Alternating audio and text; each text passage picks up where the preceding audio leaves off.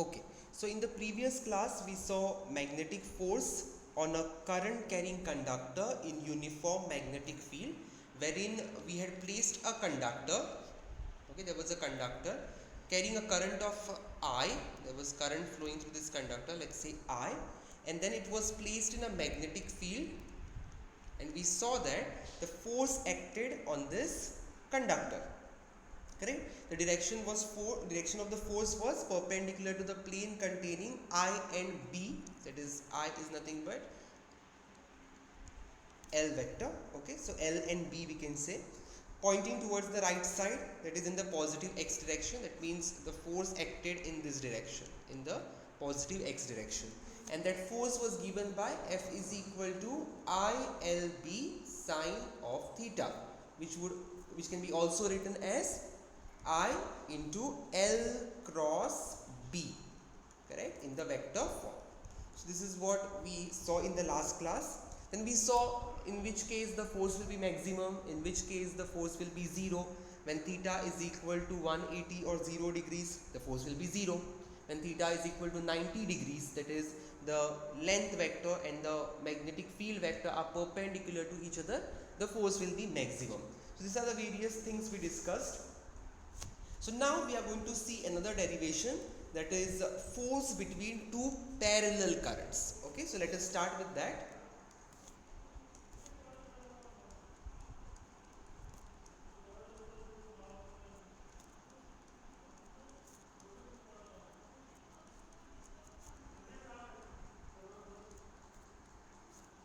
Force between two parallel currents. Okay, and here we are going to derive, or here we are going to write down what do you mean by 1 ampere.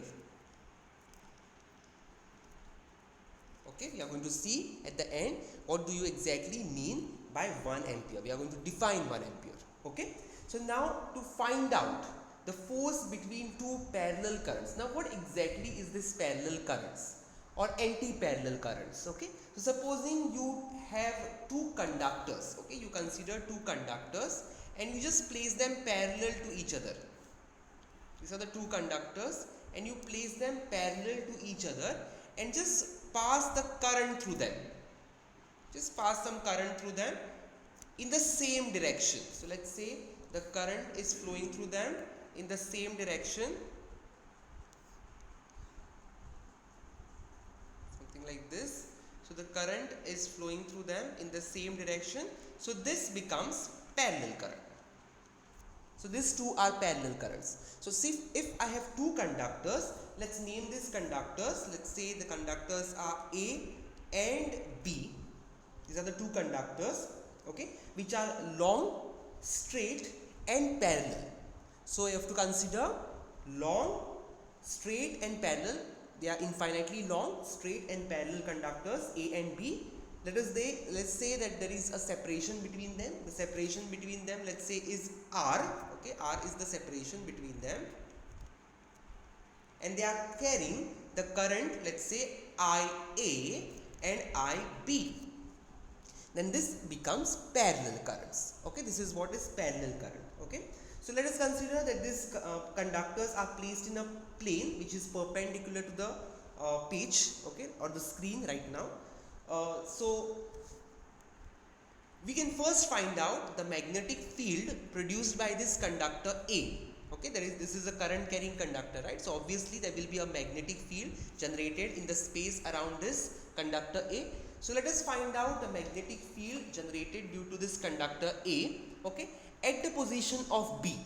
Okay, that means at a distance of R away from conductor A, what is going to be the magnetic field produced? So since these are infinitely long straight conductors, the magnetic field is going to have a cylindrical symmetry.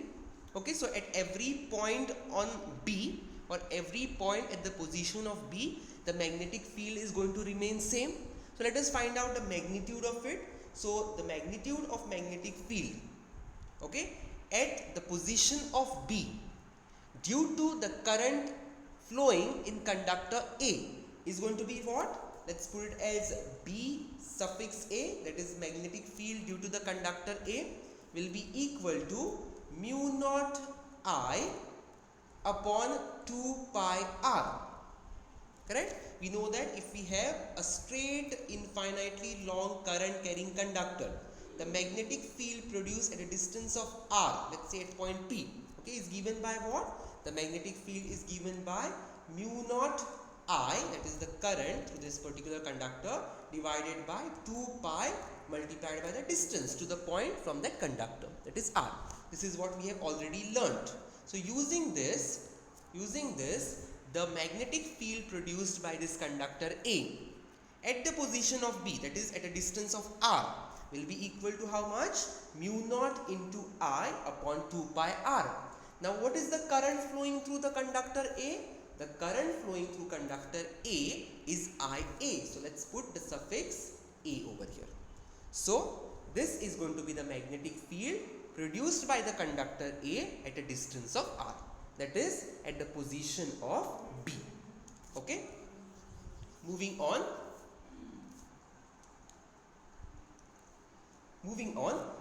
what is going to be the direction of this magnetic field now? So this is the magnitude of magnetic field. What is going to be the direction of magnetic field now? So the direction of magnetic field over here, if you apply your right hand thumb rule, just point your thumb in the direction of current and the curled fingers are going to give you the direction of magnetic field. So you can take your right hand, just outstretch your thumb in the direction of current, curl your fingers and just see what is going to be the direction of magnetic field at this position of B over here. Okay, so you will notice that the magnetic field direction, the magnetic field due to conductor A, direction at this position at a distance of r is going to be downwards. Correct? No, it is going to be like this. The magnetic field line is going to come like this and it is going to be like this. So at this point, if you consider, it is going to be the tangent to that circular loop, the tangent to this concentric circle. So if you try to draw a tangent over here, how will it come? The tangent is going to be downwards. Correct? No? So the direction is going to be something like this. The direction of magnetic field will be something like this. Now just imagine these lines are going, or the currents are going inside the plane or inside the screen. Okay, just imagine that both the currents are going inside the screen. So you will notice that, just take your right hand, stretch your thumb in the direction of current, you will notice that the fingers are pointing downwards at this position. At this particular position, you will notice that the fingers are pointing downwards. Okay, so this is going to be the magnetic field. This is going to be the magnetic field due to conductor A at this position over here. Okay, so now due to this magnetic field BA, obviously this conductor B is going to experience the force. We have discussed this in the previous class. Once you place a current carrying conductor in a magnetic field, that current carrying conductor experiences a force, a magnetic force, which is given by ILB sine of theta. We saw this in the previous class, correct? So since this current carrying conductor B is placed in this magnetic field BA, it is going to experience a force. So let us consider that force is F, the force experienced by B due to the conductor A.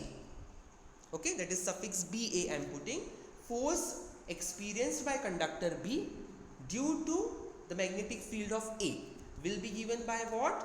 ILB sine of theta. This is going to be your force magnitude. Correct? So now which current you will be putting? The current flowing through the conductor. And what is the current flowing through the conductor which experiences the force? It is IB. Okay, so it is going to be IB.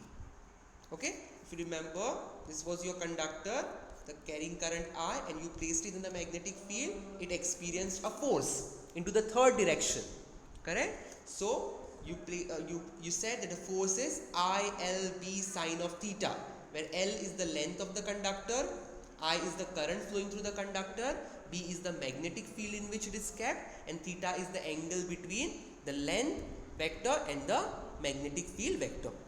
Correct? So using this logic, we are writing this equation over here. Okay? So wherein I is the current flowing through the conductor, that is why I have taken it as IB. L is the length of the conductor, so let's say that length of the conductor is capital L, I'll take. Okay, so let's write down this length, okay, and mark it in the figure itself. Since this wire or this conductor is infinitely long, we are considering a small piece of length. Okay, so let's say this length is L, a small piece of this entire wire. Okay, that is L. The magnetic field, what is the magnetic field at the position of B? We have considered it is A. The magnetic field due to the conductor A into sine of theta. So this is what you get. What is going to be theta over here? The length is in the direction of current, like this. The length vector is in the direction of current. Okay, the current element vector. And B is downwards. So what is the angle between them? It is going to be 90 degrees. Just imagine the wire or the conductor is going straight into your screen and the magnetic field is downwards. So current element vector is inside the screen and the magnetic field is downwards. So angle between them is going to be 90 degrees. So sine theta will become equal to 1 because sine 90 is going to be equal to 1. So this is going to be your magnitude of force, that is IB L into BA.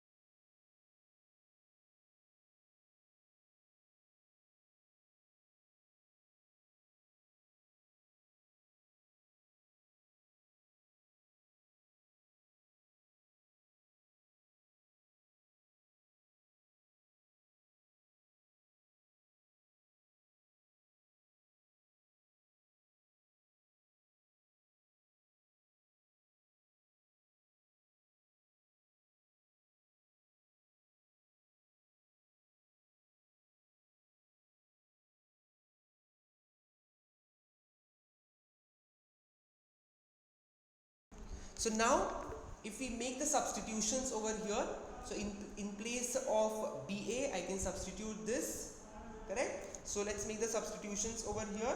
So in place of BA I'll put mu naught IA upon 2 pi R, and then there is this IB into L. So this is going to be the force experienced by conductor A due to the magnetic field of conductor B. This is what I get. Okay. Now let us see the direction of this force. What is going to be the direction of this force? So applying your right hand rule, or you can apply your right hand screw rule, or you can apply your right hand rule, or you can apply the Fleming's left hand rule, okay, and find out the direction of force over here. So if we apply the Fleming's left hand rule, you have to outstretch your thumb, outstretch your forefinger and the middle finger. So if your forefinger is taken in the direction of magnetic field, just hold it downwards. Take your right hand, put your forefinger downwards, the middle finger in the direction of length, that is inside the screen. The thumb is going to give you the direction of force. So you will notice that the thumb is going to point towards the other conductor, that is it is going to point like this in the direction of the, like it is towards the other conductor, that is conductor A. Okay, I'll repeat this rule again.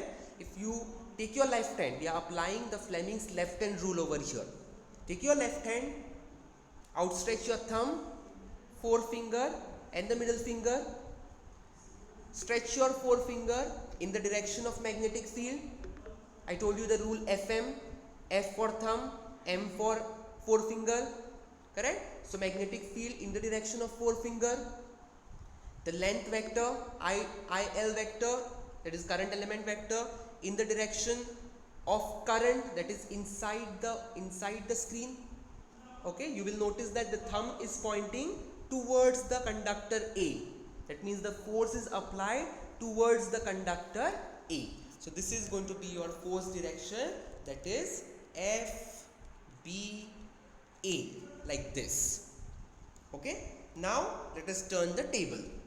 So now what we are going to do is, in the second half of this derivation, what we are going to do is, now we are going to consider conductor B, and we are going to see how much is the magnetic field produced by conductor B at a position of A. In the first part, what did we do? We found out the magnetic field produced by A at the position of B. Now, in the second half, we are going to find out the magnetic field produced by B at the position of A. So now can you tell me what is going to be the magnetic field due to conductor B, that is BB? It is going to be mu naught into the current which is producing the magnetic field, that is IB, divided by 2 pi multiplied by the distance at which it is producing, that is nothing but R. Okay, so now this magnetic field will be produced again over here, which is going to be downwards, like this. Okay, so this is going to be your magnetic field. You can check the direction. Use your right hand, curl your fingers in the direction of current. You will see that it is formed downwards. So this is going to be your BB. So due to this magnetic field, again conductor A is going to experience a magnetic force. Okay, and that force will be given by FAB, that is force experienced by conductor A due to the magnetic field of conductor B, which will be given by ILB. Okay, so if we consider the small length, same length L of conductor A also, the current flowing through the conductor A is IA, and the magnetic field in which it is considered is BB. Okay, so what you will notice over here after substitution is that it will come out to the same expression as above. That means this expression over here and this expression over here is going to be one and the same. It is going to be one and the same. That means what? The same force will be experienced by both the conductors. That is FAB and FBA magnitudes are going to be same. The same force will be experienced by the two conductors. Now let us look at the direction of FAB. The direction of force experienced by conductor A due to the magnetic field of B. So again, use your Fleming's left hand rule. Stretch your forefinger in the direction of magnetic field, that is downwards. Stretch your middle finger in the direction of current, that is into the screen. You will notice that your thumb is going to point in this particular direction, that is towards the conductor B. So this is going to be the direction of force. So this is going to be your force. This is going to be force on A due to B.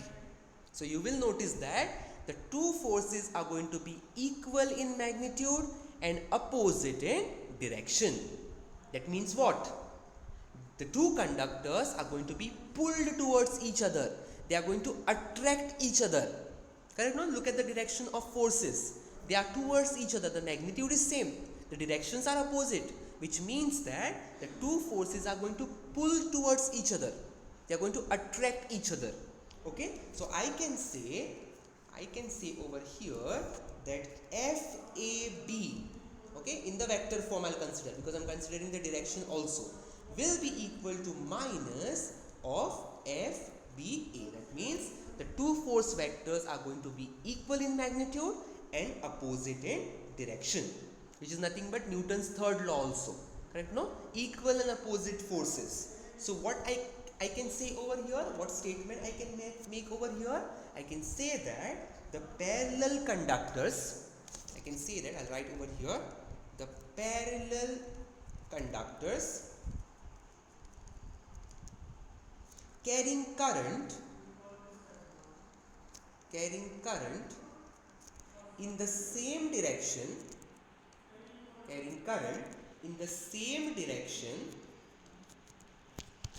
attract each other. Okay, is going to attract each other. Okay, the parallel conductors carrying the current in the same direction are going to attract each other. This is what the statement, this is what statement can be made from here. Okay, or we can, in simple terms, we can say that parallel currents attract each other. Okay, the parallel currents are going to attract each other. And how much is going to be the force applied? The force applied is going to be mu naught into Ia into Ib into L upon 2 pi r, where Ia and Ib are the currents flowing, the parallel currents.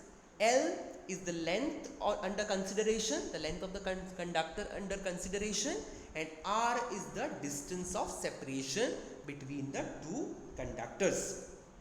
So now if I want to find out the force per unit length, if I want to find out the force per unit length of the wire, what will I have to do? Just transfer this L down over here. Just transfer this L down over here. So what you will get over here? So force AB or force BA, to that if you consider, okay, divided by L will be equal to what? Mu naught Ia Ib upon 2 pi r. This is going to be the force per unit length, that is the force experienced by conductor A due to the magnetic field produced by B per unit length is going to be this much. Okay, so if you want to find out per unit length force, it is going to be mu naught Ia Ib upon 2 pi r, which will be same as FBA, same as FBA, because the magnitudes remain same.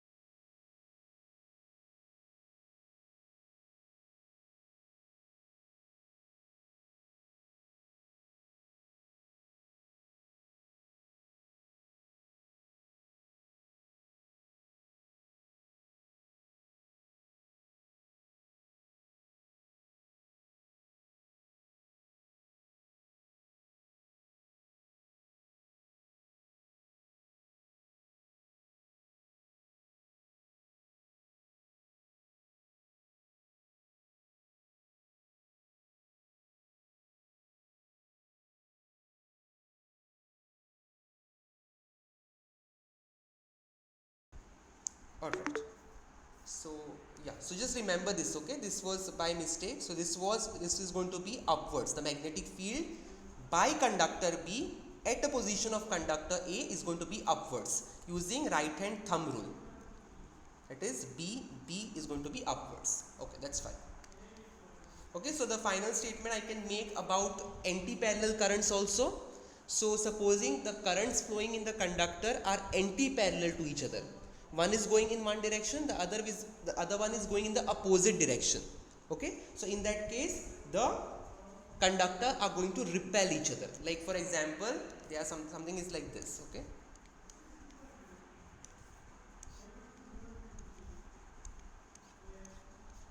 one conductor is here, another conductor is like this,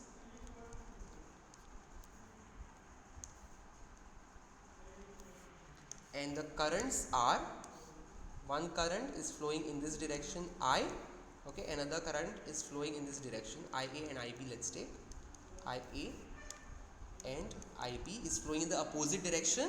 So the forces are going to be like this, that is the force experienced by A due to the magnetic field of B and force experienced by B due to the magnetic field of A are going to be opposite to each other. That means the anti-parallel currents are going to repel each other. Okay, the anti-parallel currents are going to repel each other.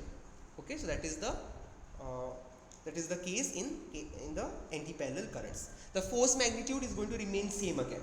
Okay, the magnitude of the force is going to remain same, that is mu naught Ia Ib upon 2 pi r.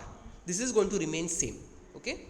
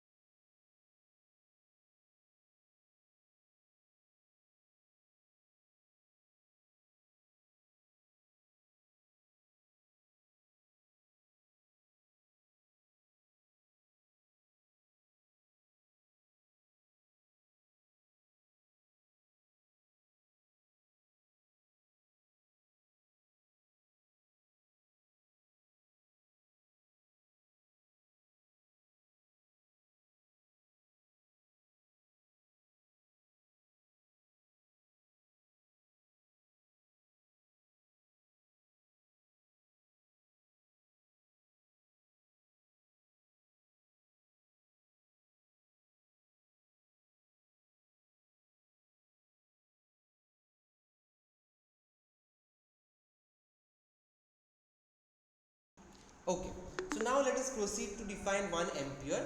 So right,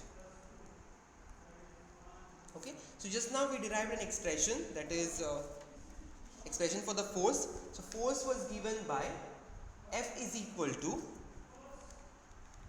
let's say AB. Okay, there are two conductors A and B. So FAB was given by mu naught IA IB upon 2 pi r. This was the expression for the force, right? Attractive force or the repulsive force. So in this case, supposing we take the currents as 1 ampere. Okay, both the currents I set to 1 ampere. The distance between them I take as 1 meter. So what will be the force over here? Supposing you substitute everything as 1. Okay, so R also becomes 1. Then what is going to be the force AB? The force AB is going to be mu naught upon 2 pi Newton per meter, because this is force per unit length, right? That is why I have taken it as Newton per meter. Okay, so force AB is going to be mu naught upon 2 pi Newton per meter. So I am going to use the same concept to define 1 ampere. So according to the definition of 1 ampere, 1 ampere is the value of steady current, it is the value of steady current which when maintained in each of the two very long, straight, parallel conductors of negligible cross section and is placed 1 meter apart in vacuum would produce on each other a force equal to 2 into 10 raised to minus 7 Newton per meter of length. Okay, so let's see, look at it word by word. Okay, so if I have two conductors, these two conductors are characterized with long length. Okay, they are very long, they are straight, okay, and they are parallel conductors. Okay, if we consider the two conductors which are maintained at a distance of 1 meter and the conductors are long, straight and parallel, having a negligible cross sectional area, okay, they are placed in vacuum, okay, and they apply a force, they apply a equal force on each other. Okay, and how much is the force applied? The force applied is equal to mu naught upon 2 pi, okay, Newton per meter.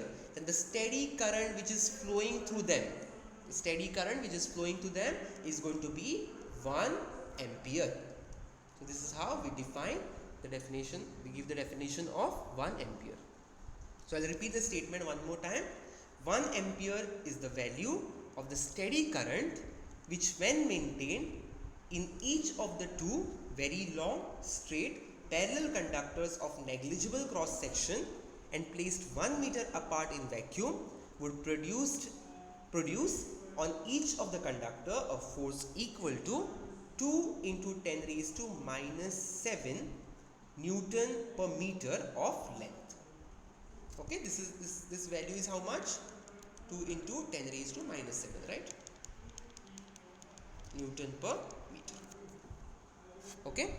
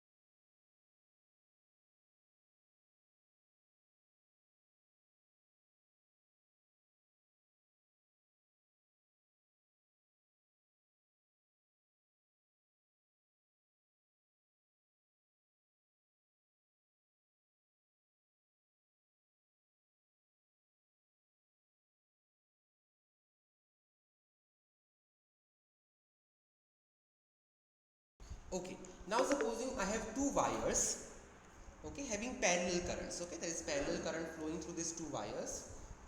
Let's say that the current is IA and IB.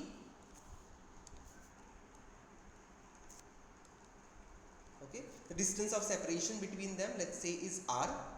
Okay, so applying this concept, that is the parallel forces attract each other, correct? No, due to this force of attraction, over here, this wire A having a current of IA can support another wire, that is B, okay, which is carrying a current of IB, and they are separated by a distance of r, okay, in the air. Okay, so they can balance out this wire, that is wire A, can balance the wire B. It can support the wire B such that the weight, that is mg, okay, will be equal to the force of attraction over here, that is mu naught IA IB into L upon 2 pi r. So this is how it can support the other wire. Okay, so this logic can be asked for numericals. Okay, this is important for numericals.